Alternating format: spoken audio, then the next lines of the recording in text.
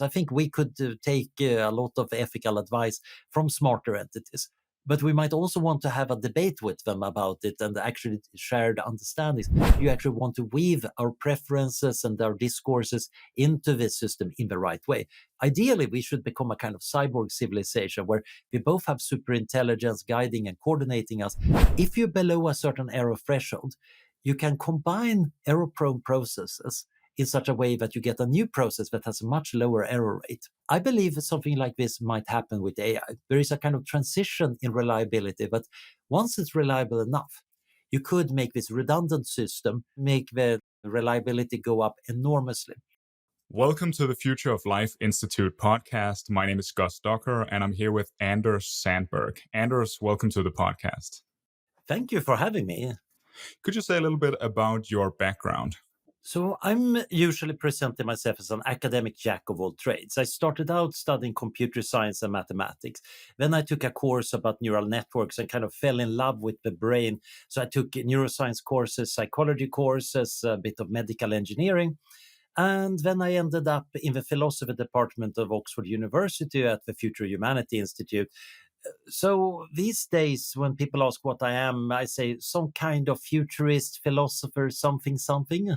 You have this wonderful manuscript called Grand Futures, which is, last I checked, 1,400 pages where you dig into the physics, the economics of all the kind of different paths that humanity could take and become a much larger presence in the universe.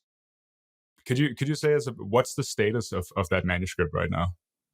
So for a while, the manuscript had been resting because I needed to finish another book, Law, Liberty and Leviathan, Human Autonomy in the Era of Artificial Intelligence and Existential Risk, which feels a bit urgent. We kind of need to figure out some of those things out. So the manuscript had been resting on my sofa, kind of waiting for me to finish with that lightweight 600-page volume. But the nice part is, of course, now I learn how to write better. And science has kept on advancing. So I've been piling up references and things to add. So it's not like Grand Futures is going to be how the world was back in 2023 when I started on something else. It's rather now I'm rebooting it, which is also very useful because now I have many more people who can help me actually check that what I'm writing is correct or at least plausible. And perhaps you have assistance from AI at this point? Yes, that was fascinating. When I started, ChatGPT was not a thing. I've been working on this for quite some time. And during the process, I tried sometimes, okay, can AI help me develop this paragraph? And the first few attempts were very hopeless. Okay, that's just nonsense. And then it became annoying because, yes, that's an answer. I don't trust it at all. Indeed, it turned out to be totally wrong, full of hallucination. It took longer to figure out what reality was than actually making use of it. Indeed, I discovered that quite a lot of apparently straightforward questions were surprisingly confusing, both to AI and to me. But over the past few months, it's gone from, okay, it's not useful at all, to it's actually helpful. I wouldn't say that I'm trusting all the results, but it's very good at digging up obscure literatures, saying, I have this question about some vague domain. Is there a name for this? It finds the name of a domain. And then, of course, what are the main papers? Then I can start reading up on that. And once you have a terminology, suddenly you have a pretty useful assistant. So I'm looking forward to this brave new world where me and my human assistants are having AI assistants to amplify the ability to both write, but also fact check and style check and develop these ideas. I think one starting point here that could involve both Grand Futures and the book that, remind me again of the title of the other book. Law, Liberty and Leviathan. Yeah, exactly. And that book is to kind of ask a concrete question. So on this podcast and in culture in general, we talk a lot about when we will reach AGI, when we will reach superintelligence. We try to forecast that question. And we talk less about what happens after that point. So For the purposes of this discussion, we could assume that we reach superintelligence in 2030 and then see which paths we could take as a species from there. So of course, this involves physics and economics and sociology, I think, to quite a large degree. But where would you start with trying to forecast what happens after superintelligence? Assuming we have enough alignment and that it goes well enough so it just doesn't break the world. And I think one should recognize that even if AI in itself is pretty safe, you might just shake the world apart at the seams if it just amplifies human ability to do things without amplifying human ability to coordinate about safe and sane things to do. Then you probably end up with a lot of obvious things that are going to be pursued with great zeal and intelligence. So right now we have an issue with energy in the world. We need better energy sources. We also need to avoid messing up the environment. And we have a lot of insecurities that are quite important, like food. And it's pretty clear that we're going to apply a lot of AI power to that. Maybe AI is self-directed agents, maybe it is just tool AI or an ecosystem that humans are setting the agenda for. But it's pretty clear that we're going to be pushing for material wealth and welfare. After all, peace and prosperity is kind of one of the key drivers for most human economic activity. And we should expect that an AI-empowered economy is also going to do a lot of that. So, one of the first chapters in Grand Futures is basically okay, how much material wealth can we achieve? And when I started on that chapter, I believed that, okay, this is going to be relatively straightforward to write about because it's going to be about the physical limits to manufacturing and energy production, and to some extent, how much they are compatible with living on a finite planet.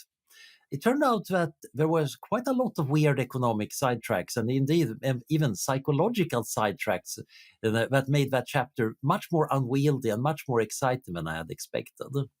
Hmm. And what were those sidetracks?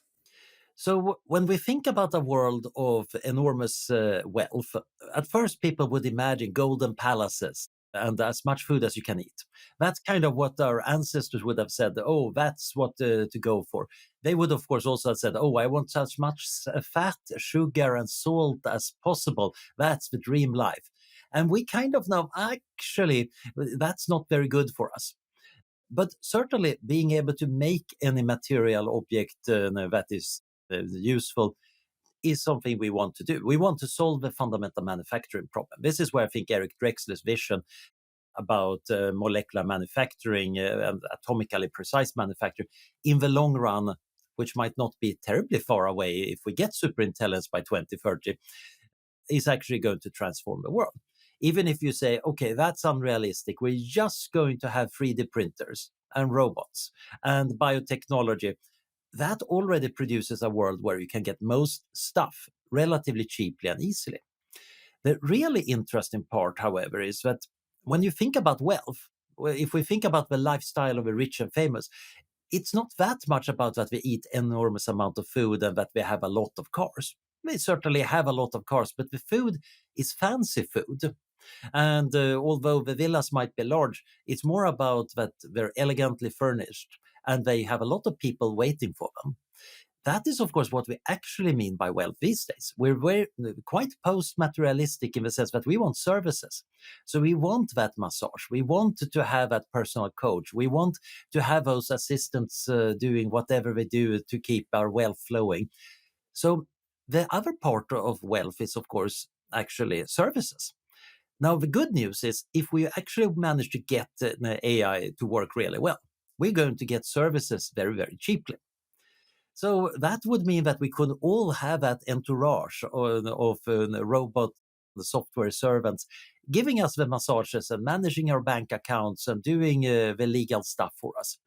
That sounds great, except of course you get both weird side effects. The bad guys are going to have endless lawyers in the cloud and going to sue everybody. You better have your own personal digital lawyer to resist getting frivolous lawsuit. There's going to be a lot of stuff going on behind the scenes that is very complicated. But the really interesting part is, of course, in this world, who gets to have that villa right there at the edge of the peninsula in Lake Como that has the best view? Doesn't matter that we could manufacture a lot of such villas. There is only one spot that has that view. There is still going to be some things that are kind of a zero-sum game. Even worse, there are social zero-sum games. Who gets to be coolest at the party? Of course, we might have different views on that. Maybe the music star think that they look the best, and I think I have the most interesting academic publication. We're both very smug at the party.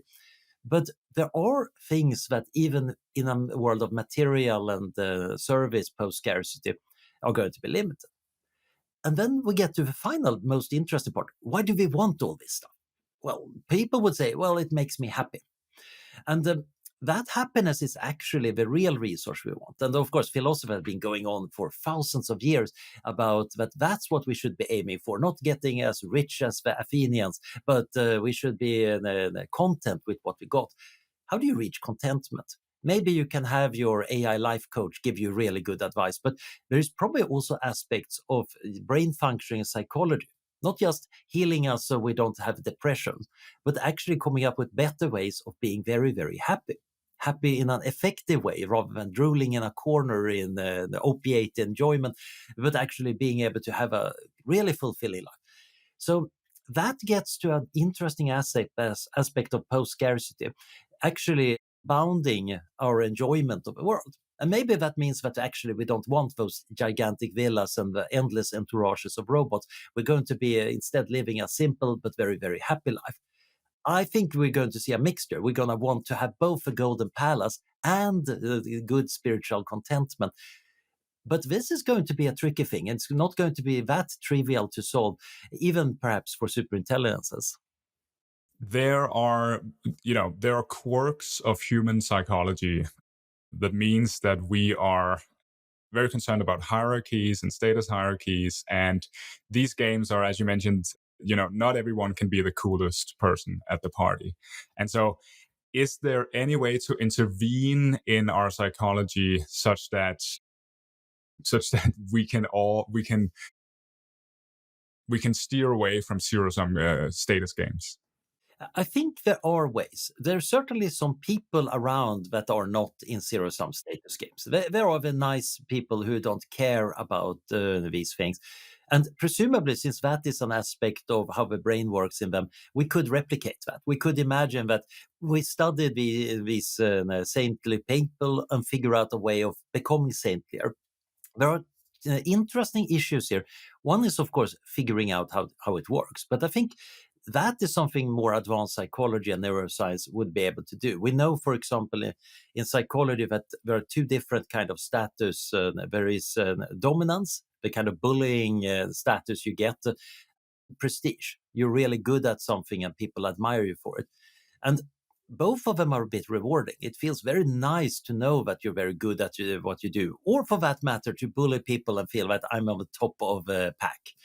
However, how we react to that already when dominant people fall from grace, when they lose some of the dominance, people typically kick them. Suddenly the underdogs strike back. It's not very fun to be a formerly popular bully, while high prestige people generally like. And even more importantly, it seems to be this rewarding thing that drives us to want it. You could imagine removing that altogether, maybe some form of gene therapy or brain manipulation. A world where people don't strive for social status, it would be a very humble world, and it would probably work extremely different from ours. It's not even obvious that we would want that, because that gets to the other really tricky point. When thinking about enhancing humans, I worked a lot on the ethics, social impact of cognitive enhancement. People are generally very happy with thinking about, learning languages better memory, yes. Staying alert longer, yes, really useful. Becoming kinder. In one survey, only 9% wanted to take a hypothetical pill that made them more kind people. Perhaps because people are afraid of being screwed over by the world, you don't want to become kind if you feel like you thereby open yourself up to attacks from a cruel world. I think that is one part of it. But this actually came through, or this view of people not wanting to enhance things that were fundamental to the sense of self came across for many other things, like empathy. And I think in general, what happens is we're afraid of not being ourselves. I might, on one level, want to be a kinder person, but it would also change my personality a bit if I took that pill. So I'm a bit afraid of doing that. And it feels like my kindness might be closer to who I want to be than my ability or non ability to speak French. So I think there is this interesting interplay that even if we could offer some enhancements, it's very likely that many people would be reluctant to take them. Of course, we might imagine a society where people say, actually, it's so important given the tremendous power we have thanks to our technology. We need to be more sane and more kind. We can't allow unstable, crazy people to wield these technologies. So you might see some very interesting social struggles about exactly how much therapy and adjustment do you want your citizens to have. And this is going to be politics for the 21st century, I think. Yeah, yeah. If we return to the question of the physics and economics of a post superintelligence society, so what you've been discussing here is a bit of the economics and perhaps what we'll end up doing if we emerge into some kind of post scarcity state. Another question I'm interested in is in Grand Futures, you investigate kind of what can happen on very long time scales. If you think about the hypothetical in which we have superintelligence in 2030, how far do you think we can get in by 2040? Just because there's a tendency, I think, to think that if we get superintelligence, we we are there are no limits anymore. But of course, even superintelligence is bound by natural laws, the laws of physics, and so on. So, how much can we expand, and what becomes possible in a decade with superintelligence? That is a very good question because the limitations are set by the material conditions of the world and the physics of computation. So first, it's a bit unclear how much energy, for example, it takes to run a superintelligence. Right now, people are going on endlessly about how much energy is consumed by data centers. I think it's a lot of energy, but it's not that a key problem. Because the real question is how much good decisions do you get out of a given amount of intelligence. And that's probably not scaling very clearly with energy. And once you get superintelligence, you're probably going to get it to find ways of optimizing its energy consumption. We know a human brain runs in about 20 watts of power. So we know we can at least get that much intelligence out of 1 kilogram of matter and running at 20 watts. But the real problem is, of course, building a new data center today takes a few years. You need to bring the funding in, you need to get approval for the plans, you need to set up the foundations, you need to build the building, install the servers. They need to be shipped over from Taiwan or elsewhere. You need to test it out. How much of that can you speed up if you had really, really smart systems? And it seems like some of these processes are materially limited. If you need to ship something on a boat, that boat is not going to move faster just because the entity that ordered the chips happen to be very smart. Of course, the very smart entity might be a very impatient entity and might say, okay, I'm going to ship it over by air, or I'm going to invent that cargo zeppelin. But now again, you have a problem. Okay, I invented a cargo zeppelin. I need to get it approved. The Federal Aviation Authority might have opinions about that. It needs to be tested. That's going to slow things down. And even an AI that is amazingly good at getting bureaucrats to do what they're supposed to do fast is still going to be limited by that. Even if it could just ignore bureaucrats and just send the robots to do things, there are still limits on how much you can move around without messing up the environment. So Earth has this interesting property that right now we're consuming a fair bit of energy and then it turns into waste heat. And waste heat is a very minor problem for us right now. We're certainly concerned about climate change, but that's because we put carbon dioxide in the atmosphere and it changes the greenhouse effect. But the waste heat from all our servers and cars and gadgets, that just is taken up by the atmosphere and radiated into space. If we were to increase our energy consumption by a factor of 100, we would get heating no matter what we did with the carbon dioxide. Even without any carbon dioxide, even if it was powered by magical unicorn rainbow power with no other environmental effects, the waste heat for 100 times more energy active humanity would actually start heating the world by about 1 degree. So there is a limit on how much you can do without starting to overheat the Earth. Similarly, if you remove large amounts of mass around, you are going to have problems with the environment. So keeping Earth-like requires staying in some limits. These limits, if you have really advanced technology and are really smart about how you use it, are of course much wider than we normally think about in the environmental discussion. The typical environmentalist discussion tends to assume that we need to do less things because that's the only way of saving the environment. If you actually look at efficiencies, etc., you realize actually more high-tech things can quite often be much more impactful on the environment if you do them carefully. The problem is, however, that once you start scaling up a civilization, you need to be more and more careful. So in the long run, I think you will want to put the superintelligence data centers in orbit. People are already discussing that in Silicon Valley. And right now, I don't think it's going to be cost effective because cooling in space is much harder than on Earth. We are kind of cheating by our waste heat turning into heat in the atmosphere, and then it's radiated away from the top of the atmosphere. If you have your data center orbiting the Earth, now you need to have radiators sending it out in the coldness of space, which sounds really good because space is really cold, except that you need to do this as radiation. The convection from a computer just moves heat away from it very efficiently. But if I need to radiate it away, it would suddenly be hard to cool it well enough. And of course, the problem for that data center is subject to a lot of sunlight from the sun. Great for the photovoltaics power it, but also heating things up. So building things that work well in space is tricky. Yeah, could you go over that again, just so I understand? Why is it that it's more difficult to cool down a data center in space, given that space is very cold? So on Earth, the data center is going to probably be connected to a cooling tower or maybe a lake of cold water. And the waste heat moves into the air and water, and even from the water into the air, and eventually ends up at the top of the atmosphere and gets radiated away into space. So we can use the entire top of Earth's atmosphere as a gigantic radiator sending away this radiation. In space, if I have my data center there, I need to build my radiator. I can't just have the heat waft off into the vacuum of space because there is nothing there to conduct the heat. And the big problem is there is something called the Stefan Boltzmann law that tells you how much heat gets radiated away. And it says that it grows with the fourth power of the temperature of your radiator. So this means that a very hot radiator is amazingly effective at radiating away the energy.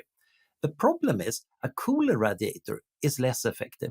And this is quite often a problem. For example, the International Space Station has this issue. It has sections that are full of people and they need to be about 20 degrees centigrade. And now you need to keep them at that temperature and radiate away the waste heat. So now you have a radiator that is about 20 degrees centigrade. That is a very wussy radiator. It doesn't get much energy out. There are other radiators on the space station that are actually cooling some motors and compressors that are much hotter. And they are much more effective. They can actually be smaller than the radiators you need for the human section. So now if we imagine this data center in orbit, its big problem is that you normally don't want your chips to be too hot. That's kind of bad. You want them to be really cold, actually. But the colder they are, the worse the radiators become. Mm. And so something that's quite concerning, I think, is that it will be tempting to build data centers on Earth, even though the more we build, the more these data centers take up of the Earth's surface, and the more the, say, solar panels cover the Earth's surface, the less compatible Earth will be with biological life, with human life. So there are, in some sense, biological life is fragile, and we require a quite specific environment in which to thrive. But server farms, computers can thrive in a wider range of conditions. Do you think this is a kind of fundamental rift between the interests, so to speak, of a superintelligence in expanding its own power and humanity's interest in staying alive. My friend Forrest Landry has made the argument that in the long run, a technosphere is always going to outcompete the biosphere because it has this wider range. And I think it's an interesting argument. I don't buy it straight away. I think it depends quite a lot on, well, who's in charge of that technosphere? How does it actually work? What is the economics and goals guiding what is getting built? The reason data centers are so general is that we design them right now to work in different environments.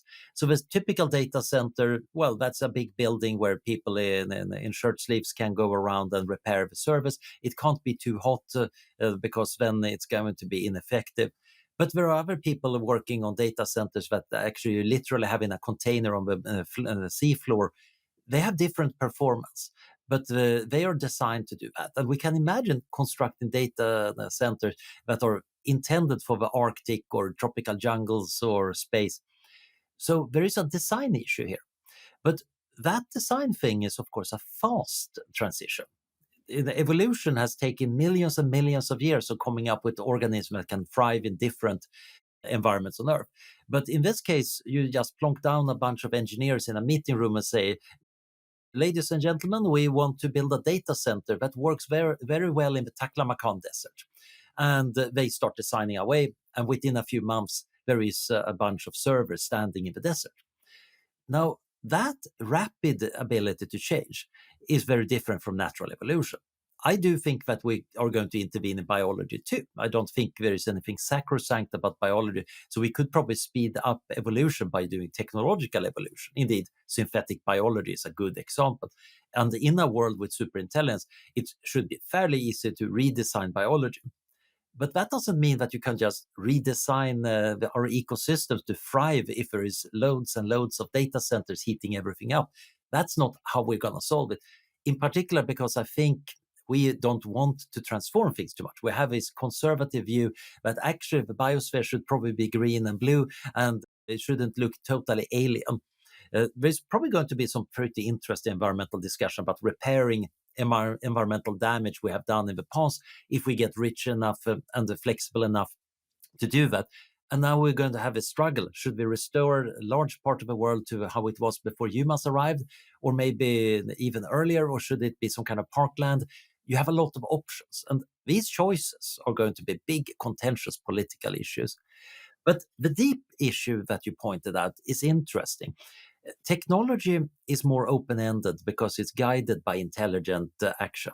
And intelligence can decide on jumping to somewhere else in state space. Biology works by evolution and learning. Organisms change very gradually. If there is no the easy path that is always better for your fitness, a species cannot evolve into another species. But of course, in technology, we might realize that actually we need to switch from lighter than air and transport to heavier than air transport, and let's construct an airplane that doesn't work at all like a balloon. And maybe we want supersonic transport. Okay, let's mutate that in an airplane, not just in the sense of doing gradual changes, but actually a radical redesign. So this ability, I think, means that in the long run, the world is going to be guided by intelligent agents and what they do, rather than this natural evolution. Except that a lot of these agents are, of course, competing and copying and cooperating with each other. So there is a form of evolution going on, but it's in the cultural space rather than in the biological space. And that means that, of course, the world becomes a cultural artifact for the civilization living in it.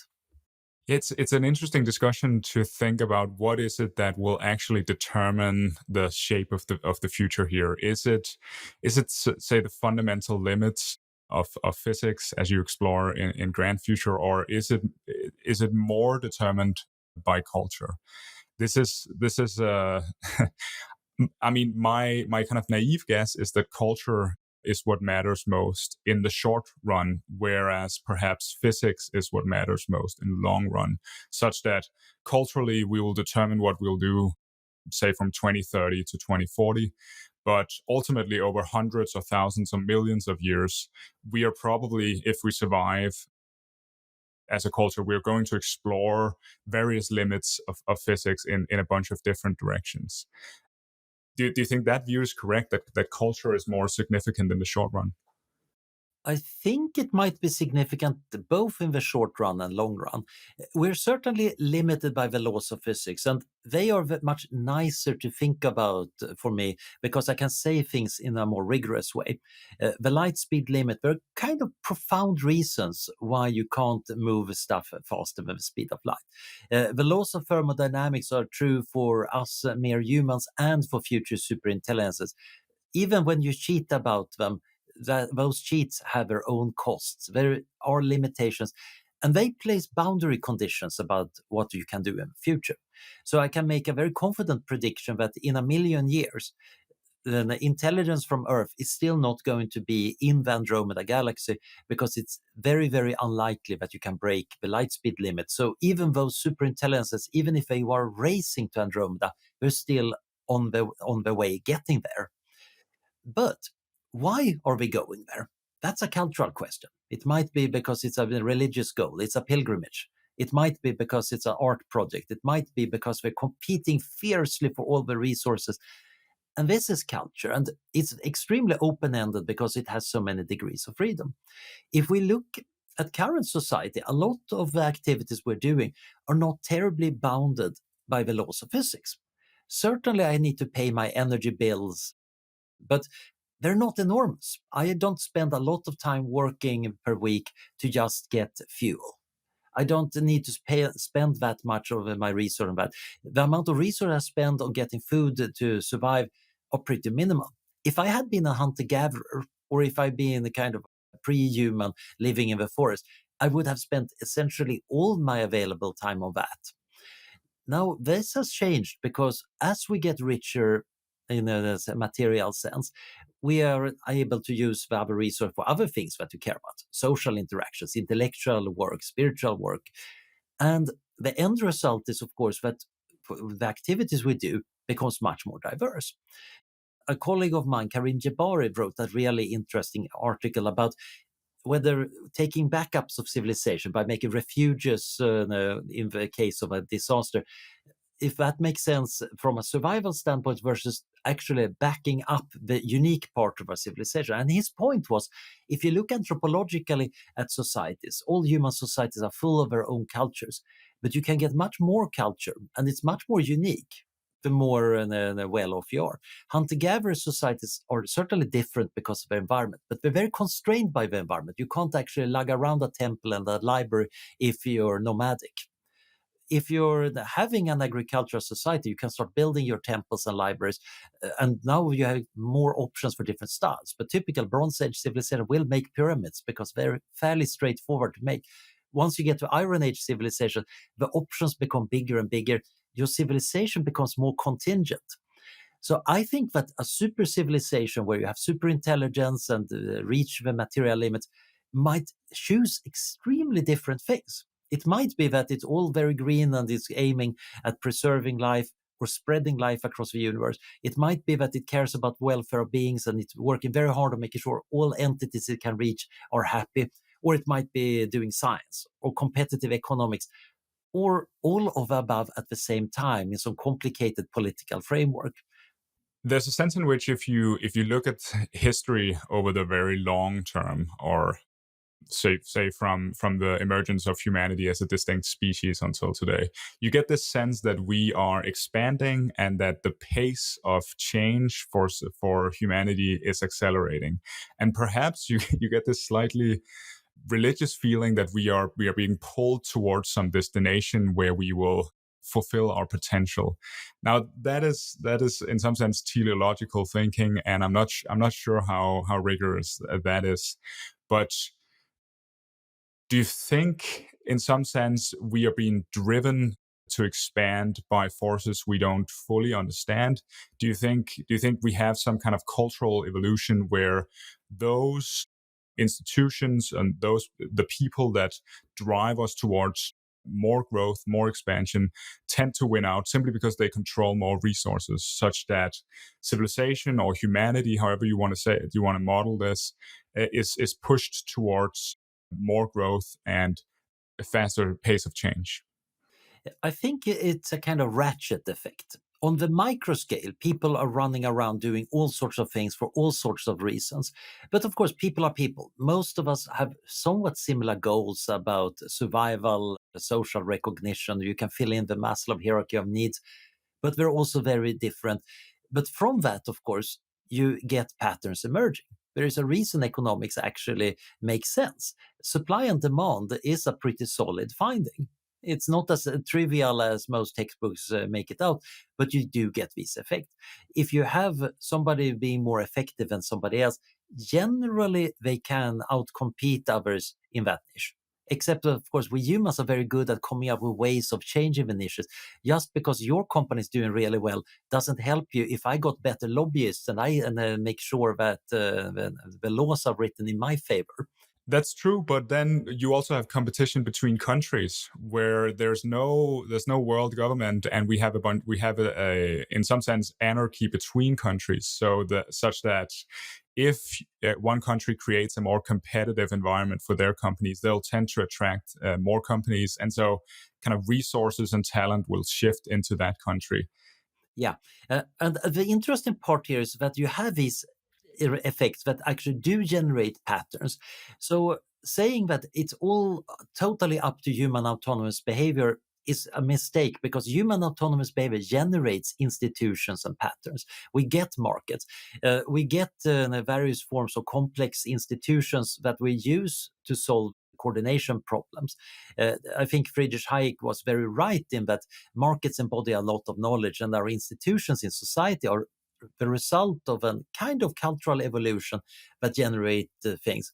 And then, as other economists and sociologists have demonstrated, different institutions can help or hinder a society. And societies that are kind of burdened by really bad institutions, they tend to have trouble and they get behind.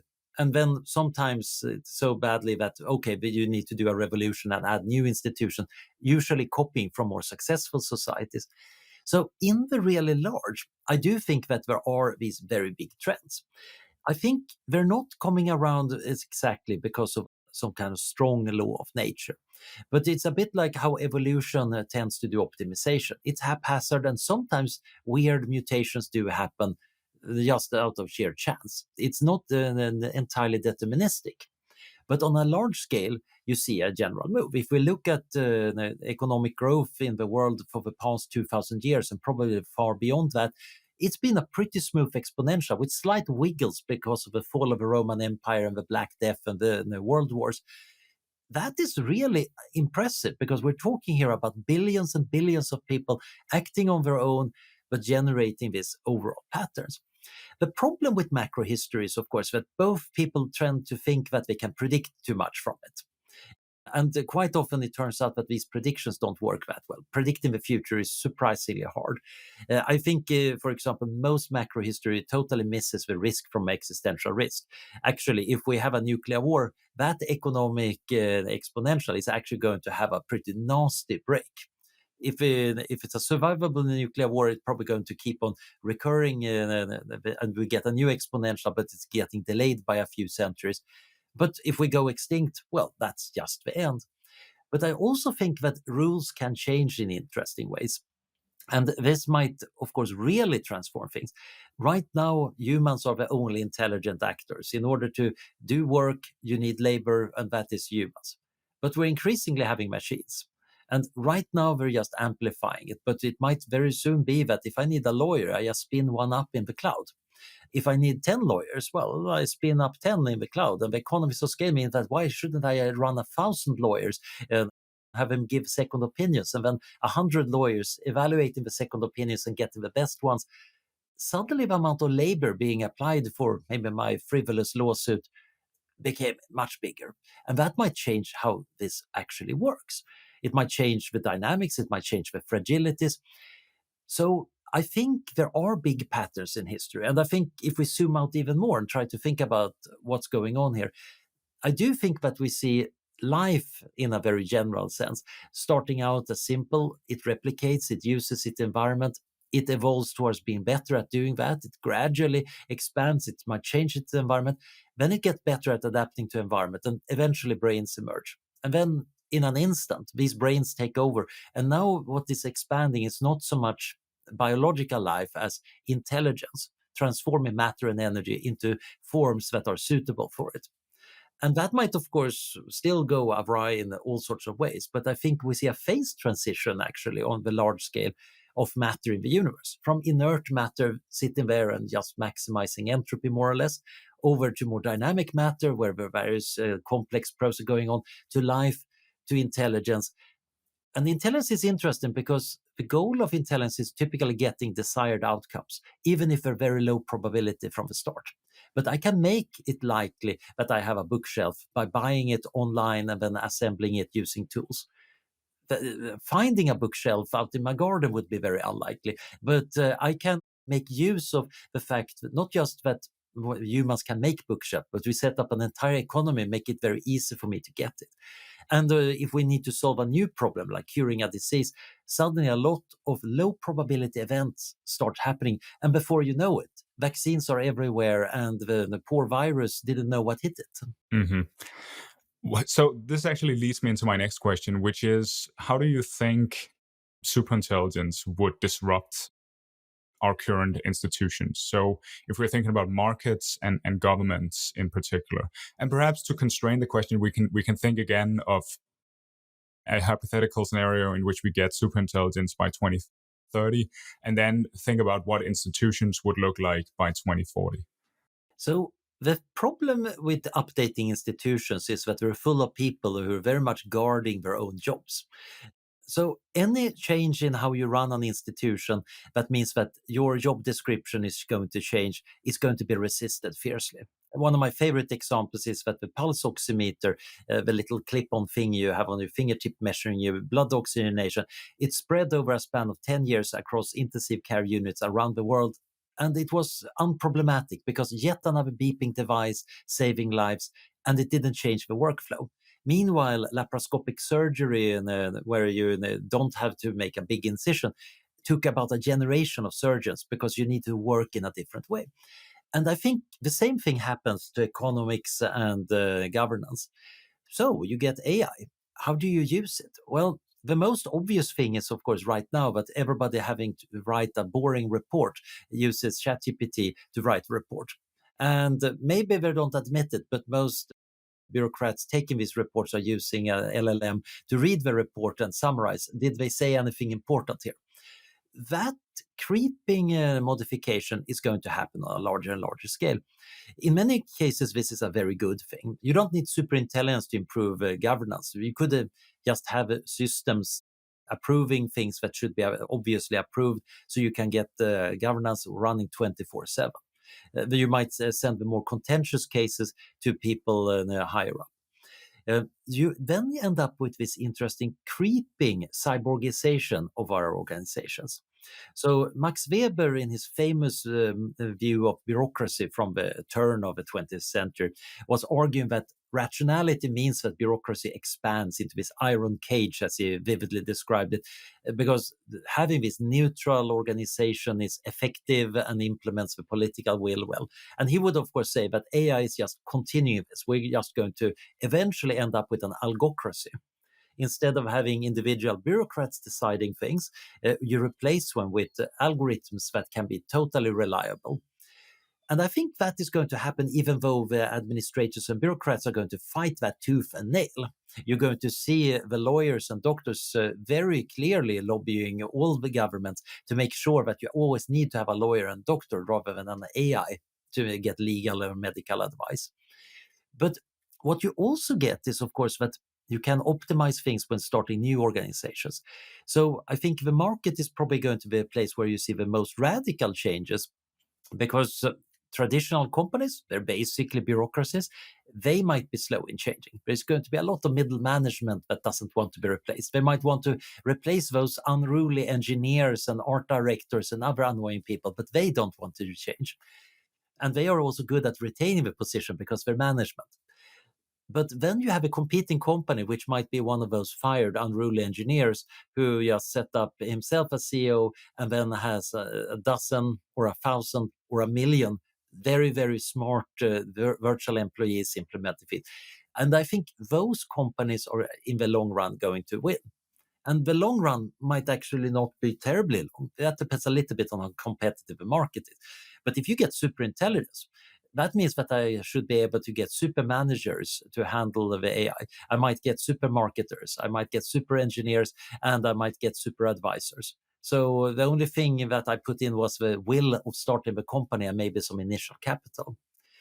So that might mean that now you get an economy that's full of entities that are doing very smart things. That doesn't necessarily mean that the growth rate goes through the roof, because quite often you're constrained by how much supplies you can get. Those ships coming in from Taiwan are still slowly making its way over the Pacific, and until you can build the super fast ships, which is still going to take a few years, you are going to have that limitation in the economy.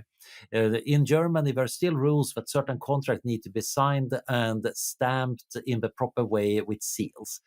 That rule might take years to overturn, even if you had the best lawyers you could get in Germany. So I think by 2040, in a surprising way, the world might still look somewhat the same. But to borrow from a very insightful observation in Charles Stross' novel, Halting State, there he describes the future Edinburgh. The main character points out this looks like it did 20 years ago, which is kind of our present. But everything is totally different because behind the scenes, the nervous system is running on a much more advanced internet. It's using various forms of artificial intelligence and various weird goings on that wouldn't make sense to us in the present are now part of everyday life. And we already see this, of course, when we see people scanning QR codes and spending the time with phones. 20 years ago, we didn't have that underpinning. We have actually transformed how the society works without changing the material basis that much. I mean, this is an observation that I've had myself and that I've heard others make. Just the fact that life has actually changed a lot since the year 2000, for example, but it doesn't really feel like much has happened in some sense, just because psychologically we are so quick to adapt to a changing circumstance. Just the internet, for example, we have kind of adapted to that. Do you think there is a chance that we will psychologically adapt to superintelligence in the same way, such that we will feel like, okay, we now have material abundance, say, or we have, so the world has gotten strange and weird in various ways, but we don't feel like much has changed just because we might have this psychology that kind of reverts to a baseline quite quickly. I think at least partially that's definitely going to be true. You're going to go out in your garden and see that tree that has always been there, and it changed a few in the branches and leaves in the last few years, but you still recognize that same tree, except that now it might very well be online and have its own blog. It's just that these transformations also affect us deeply because we feel deeply unsettled when the foundations of our existence do change. I'm started to feel the AGI in an amusing way because my academic survival trick is that I know a little bit about almost any topic.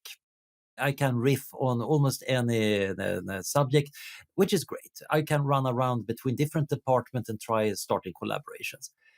This used to be something extremely unique, but now, of course, ask any LLM and they can riff on any topic too. My advantage over many of LLMs might be smaller than some of my more specialized colleagues, which I find absolutely hilarious and also deeply unsettling. There is that pit in my stomach. Okay, am I actually going to be useful? Now, I think I can still be useful for a while, even if Claude and ChatGPT know more trivia about any topic.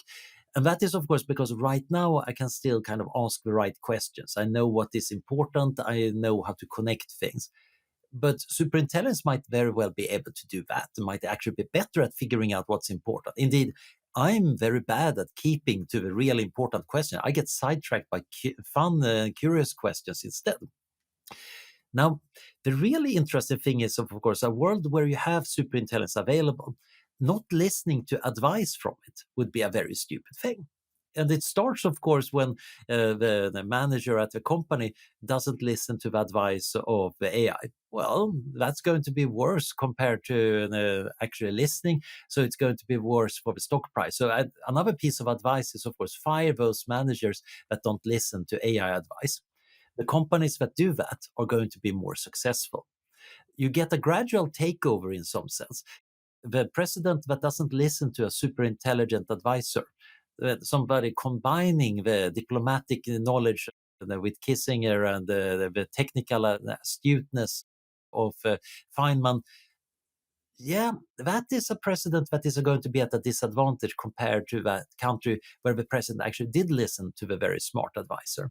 But do you think the feedback loop with governments is as fast as it is in markets? So there are startups competing with existing companies that can outcompete existing companies.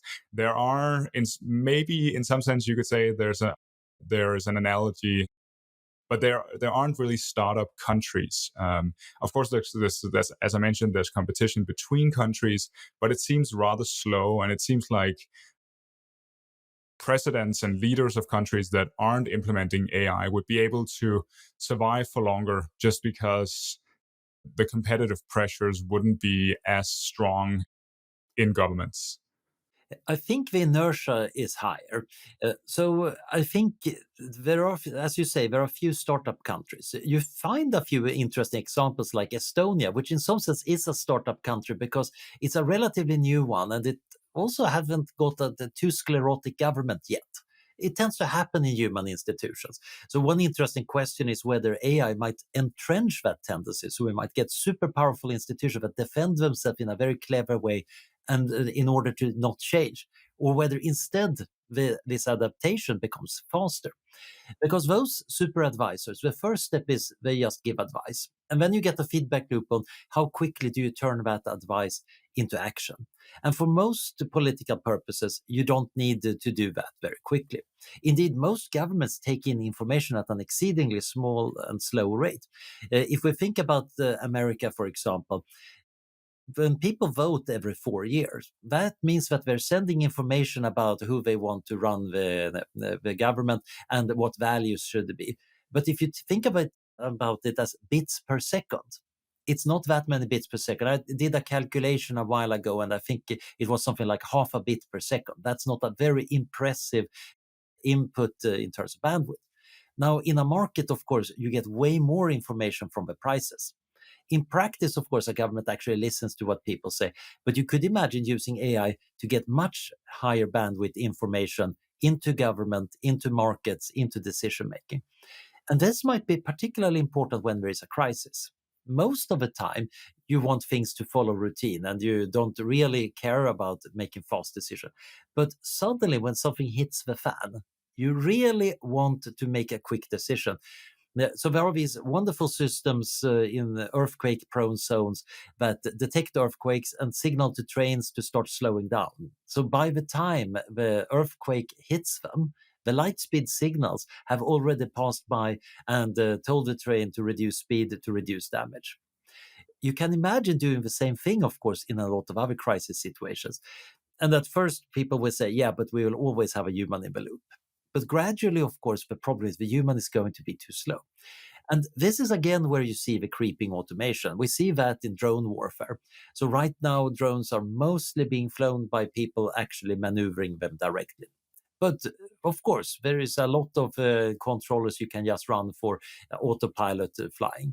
And most militaries will say, yeah, and we're definitely not going to want to kill orders to be done by the drone. But you have AI systems that might be finding the right angles and kind of requesting, can I shoot now? Can I shoot now? And more of the poor drone pilot's job is basically being approving things and taking the blame if something goes wrong. And I certainly heard military people say, yeah, and of course, we don't want to remove people from the loop, but if our adversaries do that, we are totally going to have to do that. And even the perception that maybe they're doing it means that now you're developing a system where you can take people out of the loop. And while the drones and warfare side is the really sinister and scary part, I think this goes in a lot of other domains too.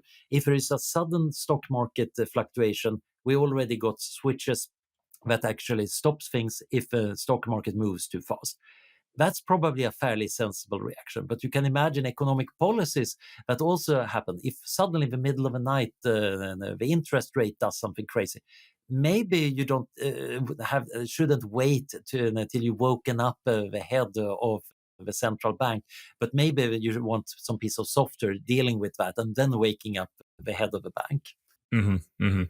You raised some quite interesting conundrum earlier, which is just what effects will superintelligence have on the change in institutions? So, is it the case that if we get superintelligence, we will lock in existing power structures, existing institutions? The companies and governments that are currently in the lead will continue to be in the lead for the foreseeable future? Or is it the case that introducing a technology like superintelligence actually changes the pace at which you see new institutions and new power structures? What do you think is the answer there? So I don't know. I think certainly existing institutions are going to do their best to remain stable using AI. And there might be economies of scale that makes it very easy for them to do it. Military forces have great organizations and enormous resources, and they are going to try to maintain their structure. But at the same time, the underpinnings in society of how society works might also change radically. We have seen how politics have changed the last few decades because of introduction of the internet and social media. And that change was not something that politicians were asking for. It's not like any institution has said, okay, great, social media is going to be good for us to maintain our grip. Of course, currently, you can imagine current politicians and influencers saying, yeah, social media are great. We understand them. We want them to remain useful. Well, let's prevent other media from emerging. The really interesting question is the world big enough and has enough openness that new things can emerge that unsettles the existing systems? What happened during the Industrial Revolution was that something out of left field, and improvement in economic productivity, really upset the political institutions. At the start of Industrial Revolution, Europe was ruled by various kings and queens. At the end of it, it was mostly parliamentary democracies. The kings and queens have lost power, and even the roles in society have been transformed. The kings and queens, if they had a crystal ball, would have probably been very much against the Industrial Revolution, even though it was not obviously directed against them. The current kind of social media revolution, again, had there been a crystal ball, I think the 1970s institutions and political parties would have said, no way, we definitely should not have that horrible internet thing. But at the same time, I think the world is actually better off with it, even though we love blaming social media for all the world's ills, because it gets us off the hook. It's not. It's kind of it's Facebook's fault instead of our own credulity that we believe in conspiracy theories. It's kind of, yeah, it's a non-starter. But the problem might be that you could get surveillance systems, you could get ways of locking in things way more powerfully. Indeed, currently we have many platforms that control cultural productions very strongly. And AI is in some sense also doing it. If I try to use an LLM to write a novel, that works really well until I get to the sex scene. Suddenly, I can't get any help. And after that, of course, the LLMs I can get access to, at least online, are going to be saying, no, that's too steamy for me. I'm not going to help you, others. Of course, I could run a local one on my local computer, but that's going to be slower and less effective. Or I might actually leave out that sex scene. So in some sense, we're already getting this very interesting soft entrenchment of certain things. Not because we're living in a society that's really against violence and sex. It's rather that corporate America is very afraid of getting sued and getting bad reviews by allowing that. So we're ending up building in restrictions here. We might end up building in some restrictions that we later find that, okay, this was way too restricted, but now we have no way of getting out of it. In a world where you can't talk about sex because the smart software that is running everything is just gently censoring it or leading away the conversation from the naughty topics, suddenly it becomes very hard to change that restriction. is that there are other ways in which this is happening. If you use large language models to brainstorm or draft ideas, you will be subtly influenced by the values that are incorporated in the models you're using. If you use it as your starting point, you will be pushed in a certain direction. I think it's different when you use it to critique your own ideas and so on. But it's pretty important, I think, to be aware of the values that you're being influenced by when you use these models, and that is indeed something that is in some sense a power structure that is encroached in the world at this point, just because you want to use the best models, and say the best models are from OpenAI, you are then adopting the values of OpenAI in some way. And the problem is, of course, OpenAI, if you ask them, why did you put in these values? They would probably hum and haw and say something about corporate liability and that they want neutrality. They have a set of values kind of given by kind of typical West Coast American sensibility. But why are they so against having sex? Well, as a European, I would say, yeah, but that's because Americans are actually deep down puritanical about it. And the corporate America in particular, because of various aspects of how American laws work and lawsuits work, that they are very afraid of getting into any naughtiness. While violence is way more taboo in Europe. If we had the AI companies mainly being based in Europe, you might see them be much more open about talking about sensuality and sex, but even more restrictive about violent stuff. And of course, any society does that. Back in the Victorian era, there are certain topics you couldn't write about. That was overtly or quite often more subtly and privately censored. You simply didn't do that. The problem now is that we're putting in more and more of culture in autonomous systems. And the really scary part is, of course, these systems also, to some extent, distill this. So, in a few years, if there are very few texts on the internet ever daring mentioning naughty stuff, that means that the new training data for AI means that text is even less likely to contain references to that. There might be ways around this. Certainly, when it comes to making naughty pictures, people have been extremely creative and running their own stable diffusion models to generate endless dirty pictures. And it might very well be that we see that because of scaling, it might be that smaller actors actually can make AI that can compete. It's not given that it's going to remain that the frontier models are the total dominant ones we are all going to use, but that is one possibility. That has some advantage in terms of safety because it might be easier to keep a few models safe so people don't make bioweapons and doomsday bombs too easily. But on the other hand, it might be better for the creativity and democratic process if people can make their own open source models. But then we might need other ways of handling that people are coming up with better doomsday weapons in the comfort of their own homes. Are you more optimistic and or less optimistic now about AI risk than you were before we saw the current dominant paradigm of large language models? So should we become more optimistic when we see that large language models are the paradigm that's most driving AI progress?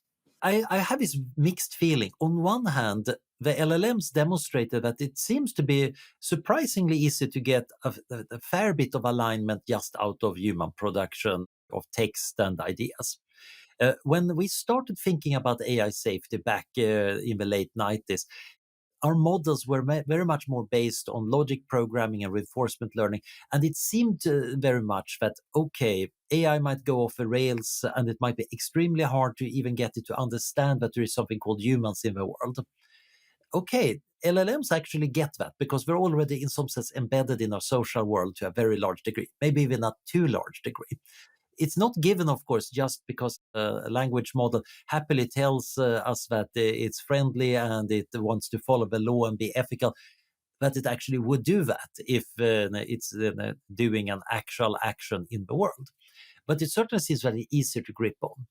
The problem, however, is that when we started thinking about AI safety at FHI, we were a bit worried about what if we end up with neuromorphic AI built on big neural network, maybe based on scanned brains that are very hard to understand, very opaque. and hard to align with human values. So for a long while, many of us felt like this is a reason to maybe stay away from scanning brains and doing brain emulation, which is one of my kind of pet ideas, that it would be a great thing to do.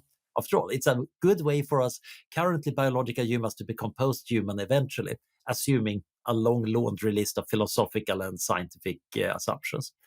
But we ended up in that world of neuromorphic AI, even though the LLMs are not based so much on biological simulations as just enormous neural network. We have opaque systems where now we're starting to figure out some ways of figuring out what's going on. Mechanical interpretability is an exciting field. We're learning so much interesting things about what's going on inside the systems. And on one hand, okay, there are opportunities here for alignment. On the other hand, it's a very hard problem. But at the same time, I think this mixture of systems might actually allow us to get some grips on it. I still think that most of the real risk of stuff going badly wrong comes from multipolar scenarios where you have fairly aligned AI that is very useful and not terribly dangerous individually. But you have a society where you have a lot of it. You might find that the society moves away in some crazy direction because we humans are formally in charge, but in practice, it's the software that is actually running the show. How would that look like? Could you give an example there, or what are you imagining when you say that? So imagine my advisor example. So you have AI advisors in companies and they're giving really good advice. And it's so good that one big piece of very good advice is fire the managers who don't listen to the advice. And the companies that do that do much better. And of course, everybody is having their own AI advisors that are really useful. And we use this for more and more tasks. So now a lot of stuff is going around each person. Everybody has a little swarm of AIs helping them and doing things better. And you get emergent properties from these interactions. So my calendar AI talks to your calendar AI, and they realize that we should totally schedule a podcast. This would work really well. Let's suggest to our humans that they ought to meet. And once they say something positive, we're going to immediately find a good part of calendar. Gradually, things get done. So more and more of the agency resides on the AI side. And at first, this looks very good. And each of the AIs are aligned. They are doing nice stuff for us. Of course, we might be on opposing sides, but again, you might have arbitration AIs helping us. The problem is the collective system here. That actually acts as a big optimizer for something.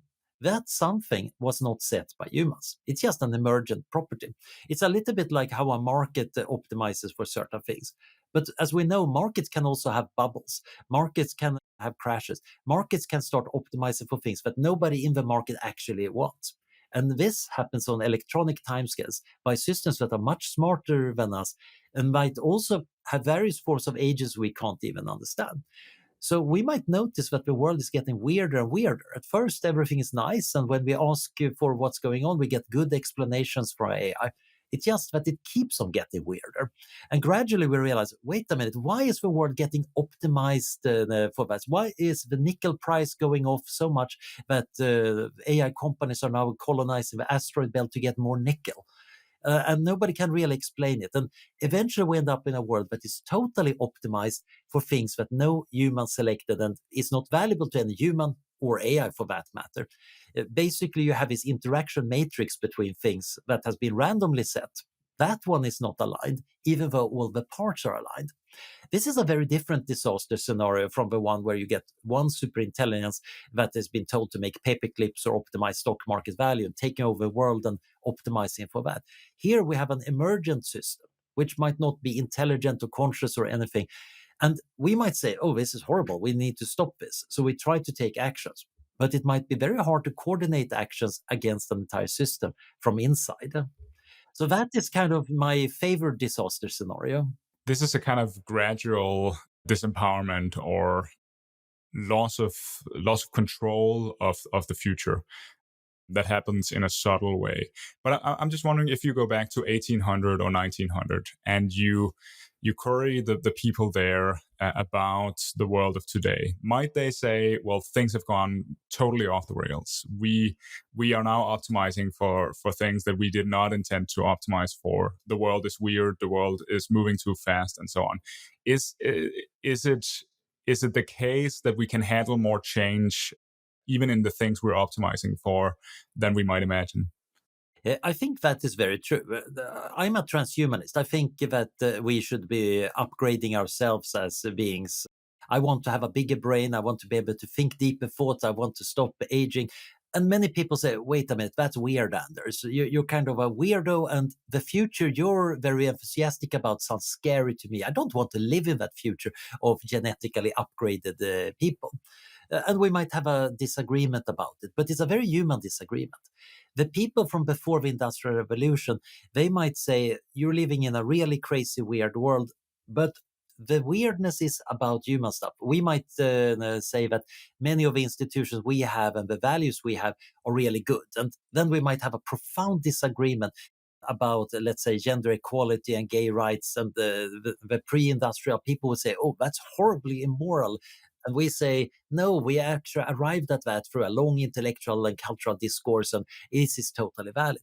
The problem with that AI off the rails future I'm describing is that that might not come about because of any sensible discourse, or at least not any human discourse. It's kind of derived from interactions between the software, which itself might not even be conscious. It's built originally by humans, but then, of course, generation after generation upgraded by software.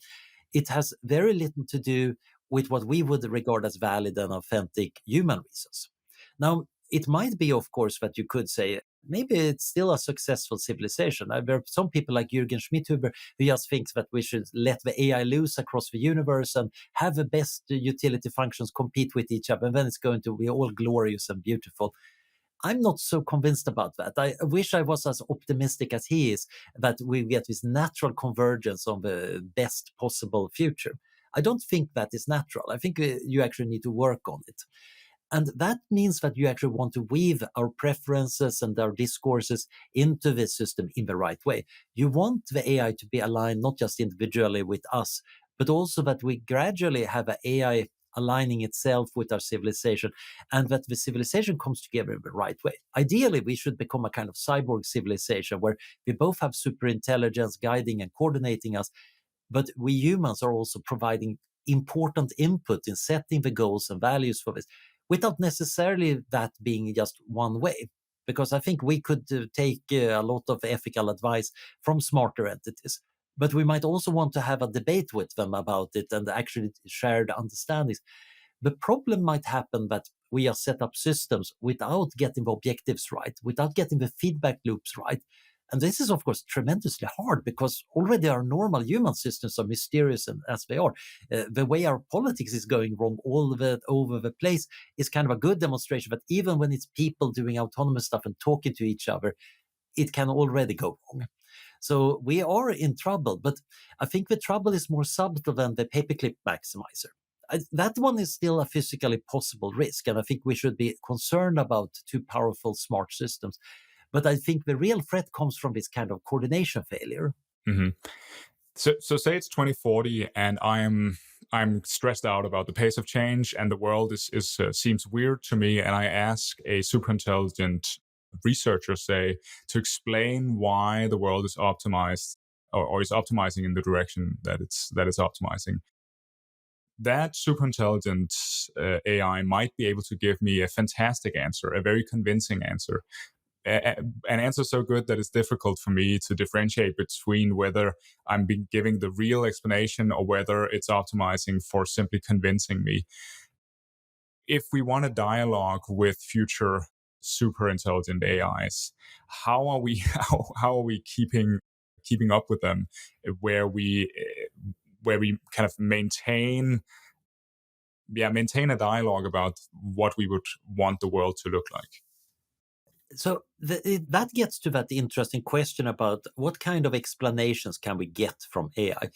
So right now, looking at the chain of thought in the LLM that is solving a problem, looks pretty illuminating, but I always have my doubts that that is the actual process going on behind the scenes. But then again, that also goes for talking to people. I'm married to a prosecutor who previously been a judge. And of course, in the legal world, you can't just decide things. You actually need to give reasons, and they need to be laid out in a clear manner, etc. And that formal layout is in some sense the output. In practice, of course, a judge makes a judgment quite often based on a lot of more things that are never listed on that piece of paper. But you might still hold them to, look, you gave that reason, and if that is not valid, then the judgment is not valid. And similarly, you can actually look at an explanation. You can ask things about it. You can look into it. So the Royal Society here in England, their motto is nulla in verba. Don't take our word for it. You need to do experiments. And I think that is also the way maybe a superintelligence and me might have a dialogue in order to test out things. So it might say, look, the reason the world is crazy in this way is this particular economic theorem. And then I might need help walking through that theorem and seeing that it's true. I might also say, I'm going to run that through that proof checker. I can't actually understand economics, but I can check that the mathematics of that proof at least works out. I might do different things to test it. And I think this is actually what is going on when we have a real, authentic dialogue in society. That's rarely about one knockdown argument. What is the argument for gender equality? It's not a single one. It's a bookshelves of arguments, some which are great, some which are novels, some which are very formal, some which are crappy but still compelling, some which are jokes or songs.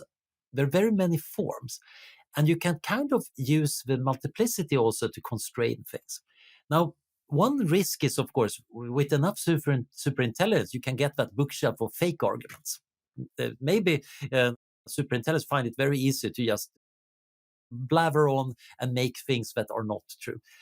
But I think generally the constraints of reality make it harder to actually just come up with things, at least about material facts about the world. It might be trickier when we get into the cultural or philosophical realm. It might be easier to make up stories about emotions and what's right and wrong than it might be about talking about atoms in the physical world. But I think many of the important social things are still linked to observable things. And I think that is the way of actually having authentic, testable discussions with entities that are smarter than us. And similarly to parents talking to kids, a good discussion there typically consists of parents showing the kids how things work. And I think that is actually an important thing we should ask for AI. Show me. Show me this. Let me test this. Okay, you showed me a video of this. Okay, I'm running it through this other AI that doesn't know what the question was to check whether it's fake. Yeah, and maybe that's the path forward. This is a tactic that seems to work with human experts, where you are listening to different experts on a topic where you know less than they do, and you are trying to synthesize what they agree on. You're trying to map out the uncertainties and the disagreements. So if we could be in dialogue with multiple different instances of superintelligent AIs that have specific that have slightly different values or different starting points, and then perhaps see where there's some convergence, where and from that decide what we should believe or what we should do. Yeah. And one problem we have often when talking about superintelligence is that we kind of reify it. We imagine it like some being sitting in the cloud.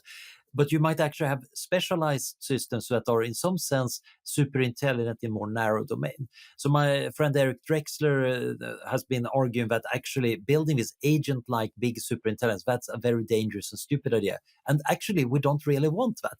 We want an ecosystem where we have modules. So we might want to have a planner module that comes up with good plans for a problem, and then an evaluator module that reads plans, and the only thing it cares about is this a good plan or not?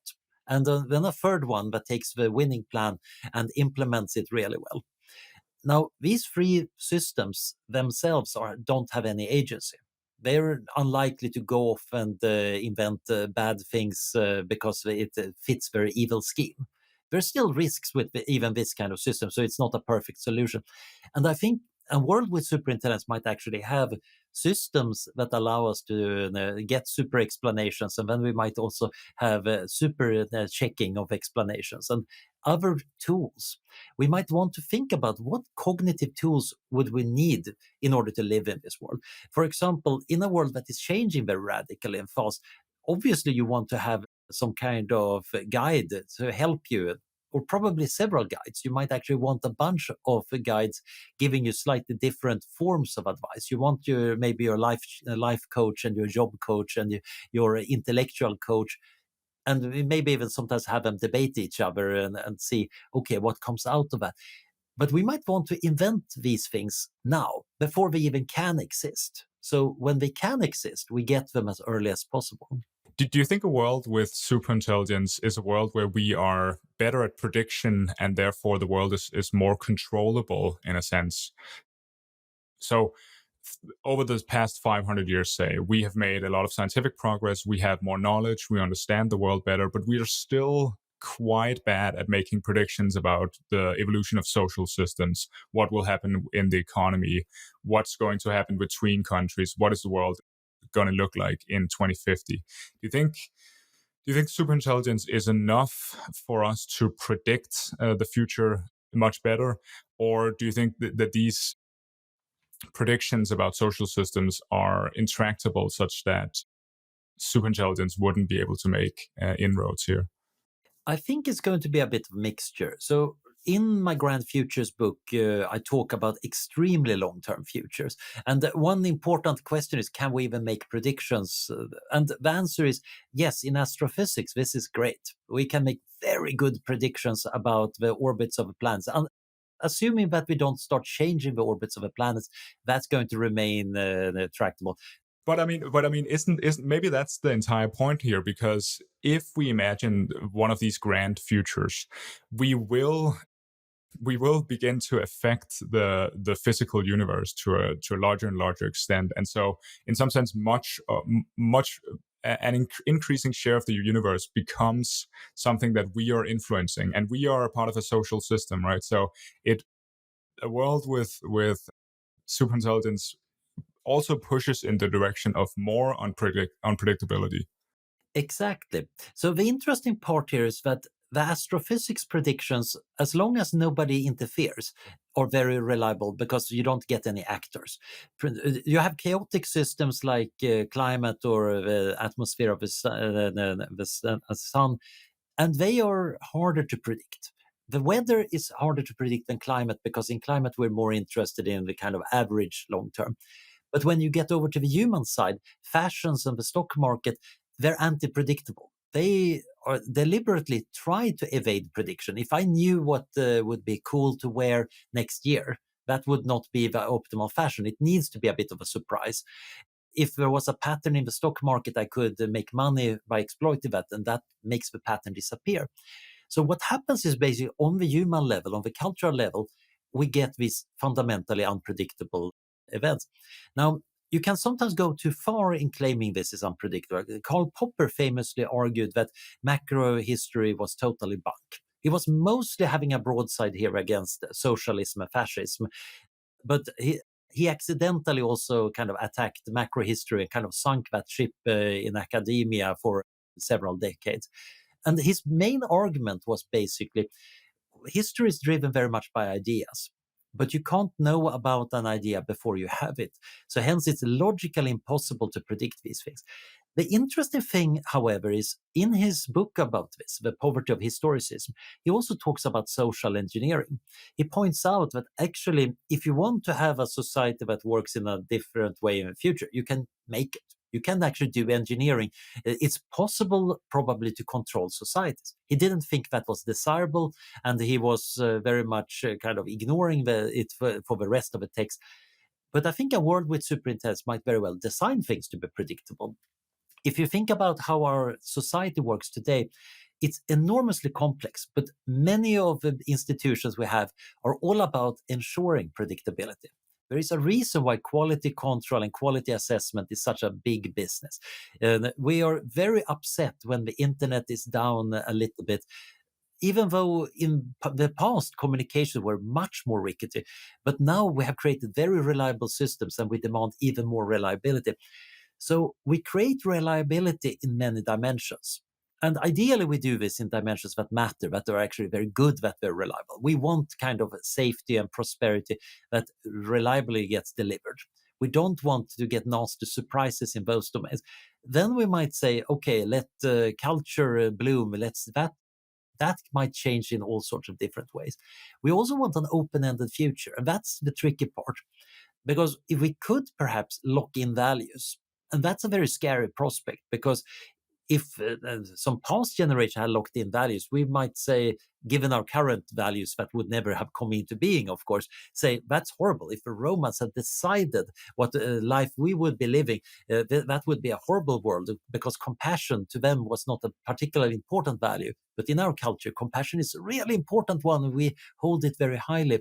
So locking in values seems to be bad, except that there are some values we actually have good reasons to say that maybe we should never have a future civilization that is cruel. We should perhaps permanently close that door, at least shut it, lock it, and make it rather hard to open that. We don't want to have the doors open to existential threats. So maybe let's close them and lock them very carefully.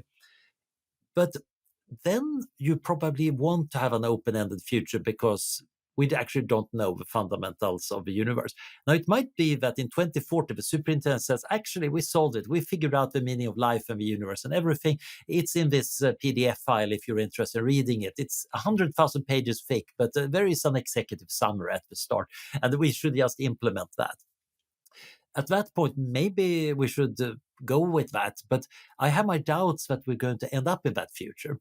It's very possible that there is no clear answer, that it's actually just very different options. And then we might want to hedge our bets and have a diversity of options open. But I do think the predictability of the future is a fascinating thing, because it's becoming more and more of a matter of design. We could lock ourselves into a kind of eternal dystopia with surveillance and AI, ensuring that we live our lives in a particular way forever. That sounds like something worth fighting against tooth and nail, given our current values. And I think that is worth taking seriously, because superintelligence might lock in things. But I do think that using superintelligence, we can also get those useful locks on the bad doors, but keeping many other things open. Yeah. Do you think predictability is a good frame for how to think about AI safety in the systems we are interacting with? So for example, I want my AI assistant to be predictable. I want to, when I give it a task, I want that task fulfilled. Where I want basically all the technological systems I'm interacting with, I want to be predictable. And if they are sufficiently distributed in society and kind of segmented from each other, I'm not super worried about the future of society as a whole becoming predictable in a bad way. But I want predictability for specialized systems I'm interacting with. Do you think that frame is perhaps useful? Is a useful way to think about safety? I think it might be useful, but I think reliability might be an even better one. You want a reliable system. And that doesn't mean that it always acts in the same way. Sketch out the difference there for us, actually. What's the difference between predictability and reliability? So in predictability, you kind of know what it will do in a future situation. In a reliable system, you know that you can trust what it's going to do in a future situation, but you might not know exactly what it's doing. So that's a bit like having a parent. You can't always predict as a child what your parent will do for you, but if they're nice parents, you know that they're going to try to do something good for you. Of course, in practice, this is more complicated because parents are not perfect, and reliability and predictability are never absolute things. Generally, I found that when dealing with LLMs, they're very nice and useful for things where I don't quite know what result I want. But right now, when I know exactly what I want, I'm usually quite frustrated. They're quite often not doing exactly what they should, And that actually limits the usability. Yeah, I very much agree. It's super difficult to steer an LM towards exactly the type of goal you want to achieve, I think. But if you have a more open-ended goal, it's you're often surprised in nice ways by what they can do. And the open-ended goals are also easier to steer, partially because we're not trying to steer as hard. If I try to solve a particular mathematical problem and I find that the solution is going off the rails, it's very hard for me to get the LLM back on track. I might try rerunning it a number of times, but quite often I end up being frustrated and solving it myself, or realizing that maybe I should have split it into smaller subtasks, but each of them are very doable for the LLM. But I think future AI is going to be better at this. The really tricky part is it needs to be reliable enough that you can leave task to it. Right now, I would not book any airline tickets using AI. I want to get to my destination with a very high probability. So the probability that I get there is much better if I do it myself or if I have a friend do it for me. But that's going to change in a few in a months or years. I think that's very likely. The tricky part here is a predictable AI system. You already know what the result is going to be in some sense. That means that you actually have a bit of a limited range. And that's a little bit like Karl Popper's critique of new ideas. You can't really get a new idea out of a system if it's too predictable. You want a reliable system. If I'm brainstorming with it, it might come up with various ideas, including good ideas, but I don't know what they are going to be. So when thinking about society, a predictable society is quite often very bad when something that is outside predictions finally happen. While a reliable society, okay, now we can start improvising. That shock to the system, okay, we need to improvise and we need to do it quickly. But if it's too based on everything being predictable, it's brittle. Do we have? Could you give an example of some system today that's engineered to be reliable, perhaps in the realm of AI? Well, I think the best example of a reliable system is actually the internet. So back in the 1970s and 80s, there was an entire genre of emergency posts on mailing lists about, oh no, we found a problem. The internet is going to be unusable by September. Basically, they have discovered some technical problem and people immediately started working on finding a way around it. The kind of standard story that it was developed from ARPANET to be kind of resistant to nuclear war is a bit exaggerated. But the interesting thing is the internet is a heterogeneous system where a lot of different systems have to work together. And there is no assumption that all the other servers work as they should. In fact, some of them are malicious. So you have to take that into account. This produces a fairly robust system. We still do get trouble when some big cloud provider makes the wrong update. Oh dear, chaos ensues. And then everybody says, okay, now we're going to sue each other for that, and we're going to change the software so that problem doesn't happen. Not everybody changes the software. It's still fairly heterogeneous, and that is adding a lot of reliability. Similarly, when we think about AI, if I want to solve a problem, I can, for example, run several instances of AI and take their outputs and then try to see which is the best one. That is likely to find a good one if I have a good evaluation metric.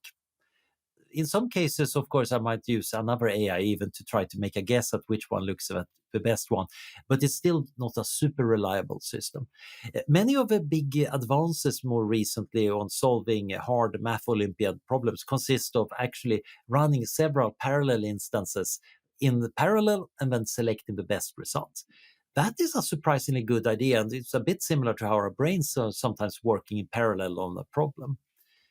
Yeah, we might worry that if we're pushing too hard in the direction of reliability, we also thereby make our AIs more agentic. And if we're worried about agents and worry about which actions they might take, it might be against our interest to make very reliable systems. Just because it seems like today AI agents are bottlenecked by them being too unreliable to carry out tasks that consists of many distinct steps. So, is there a trade-off here, or am I thinking about reliability in a wrong way? No, I think you're right, but there is this interesting problem that if AI always remains unreliable, it's going to be a sideshow. It's going to be able to do some things in some domains, but it's not going to transform the world. In order to become transformative, it needs to be reliable enough to be able to do the tasks that transform the world. So this is, of course, where we might actually say that maybe we don't want reliability to increase too rapidly. But at the same time, in order to get alignment and safety, you want reliability. You actually want it to reliably be safe. That is something you need it for. If it's unreliable about safety, we have not achieved anything. So typically the length of a task you can do also increases quite strongly as reliability increases. If you have a constant risk per unit of time of going off the rails, the length of a task is of course going to be set by that probability. And as that probability goes down, you can do longer and longer tasks. Of course, there might even be a kind of threshold here. So there is a whole family of theorems in computer science that started with John von Neumann when he wanted to build a sequel to ENIAC.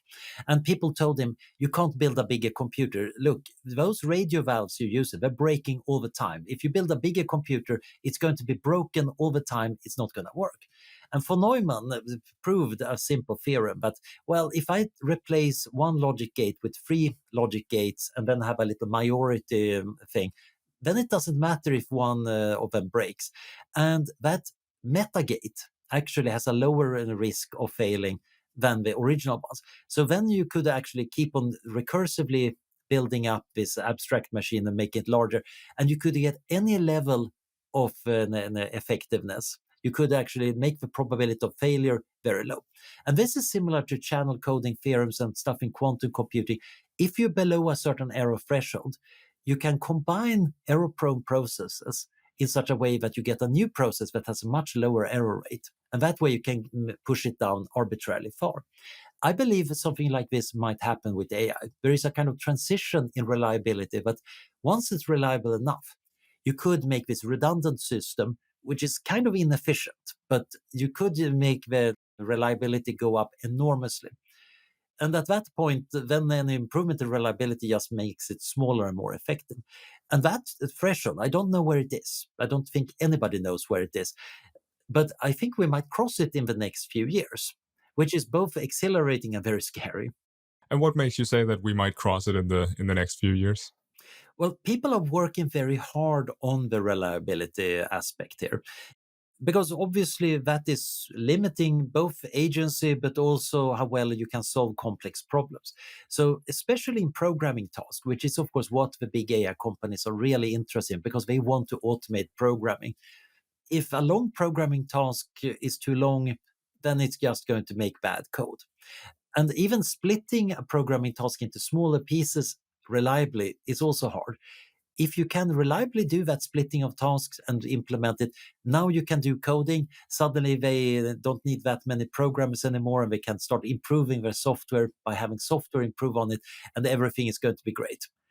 Before that threshold, instead, you just get worse and worse software and it's totally incomprehensible. So that's kind of useless to them. So they are going to be pushing for this. And similarly, I think customers are also going to want to have systems that are reliable and less likely to hallucinate or do something else that we don't like. So there is a strong push in this direction. The question is, of course, is this easy or hard? So many of the critics of AI say, oh, you can never avoid hallucinations. So I have a paper proving that, or it's always going to be missing things because of this and that. Generally, I don't think these predictions have held up very well. Quite often they're based on older versions of the AI systems. Quite a lot of them very motivated thinking. People are wishing that there is something that is impossible to do. There is a kind of, besides the hype bubble, there's a cope bubble where people are grasping at straws from why AI is just normal stuff and is not going to mess up the world in weird ways, and especially not threaten my job. But I think what is going to happen is, of course, as reliability gets better, both AI gets applied to more areas, which is going to be a good source of money for the AI companies. And you're going to find better ways of using AI to control AI. which might actually be good news from an alignment and safety standpoint, because you want better monitoring systems. If you could have a little AI agent watching every single thing and actually raising the alarm when stuff goes off the rails with some reliability, bingo, that might actually be really useful for safety. Hmm. As a final topic here, Anders, I want to ask you about your kind of perspective on life, just because you've been you've been researching the future and the future of technology and AI and the very long-term future for decades at this point. I'm wondering if you feel like you perhaps live in two different worlds, because when you then kind of leave your research and go out into your everyday life, it must seem as if you're living in a very old world in which things function in some sense like they always have. You still have to do the dishes, the train isn't on time, and so on. How do you think about this? Do you has it begun? You said earlier that you have begun feeling the AGI, at least to some extent.